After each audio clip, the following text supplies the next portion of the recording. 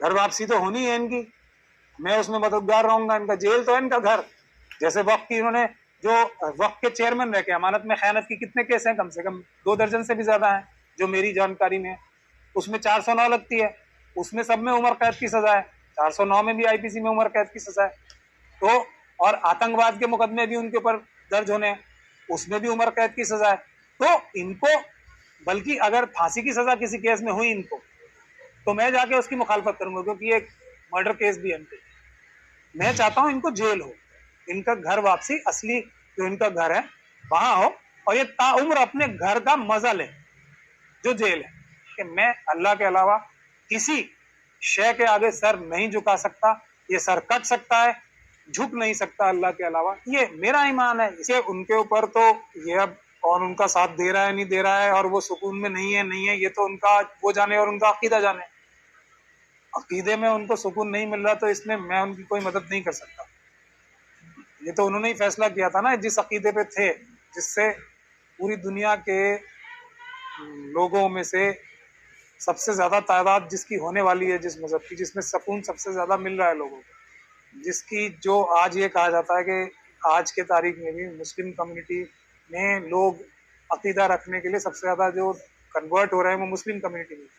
तो ये उनकी एक जाती कोई उनको नहीं मिल रहा था सुकून, उनका सुकून किसी अलग तरीके का हो सकता है।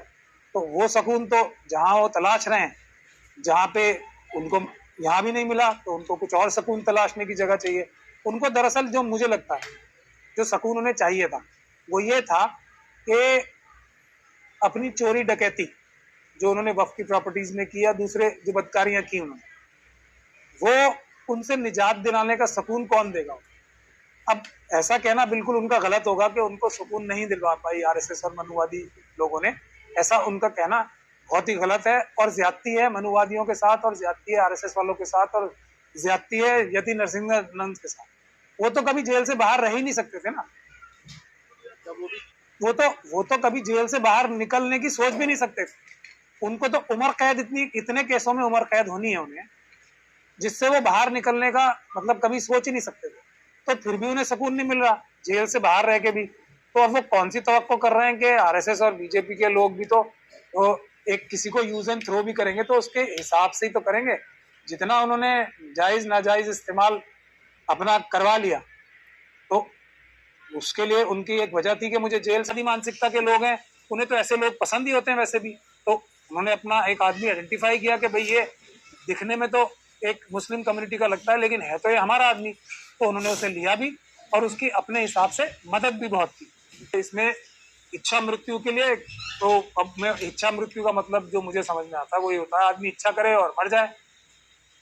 तो इसमें राष्ट्रपति जी या जो सुरेश चवाणके जी या यति नरसिंहानंद जी या वो जो क्या है भागवत जी क्या करेंगे। लेकिन हम जो हैं अम्बेडकरवादी जो कानून को मानते हैं, संविधान को मानते हैं, उनकी ये इच्छा पूरी नहीं होने देंगे।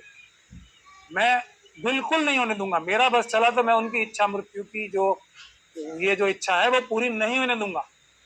मैं पूरी ताकत लगाऊंगा कि उनको जेल में रहना है भाई, जेल में रहना है और ताउम्र जेल में रहना है।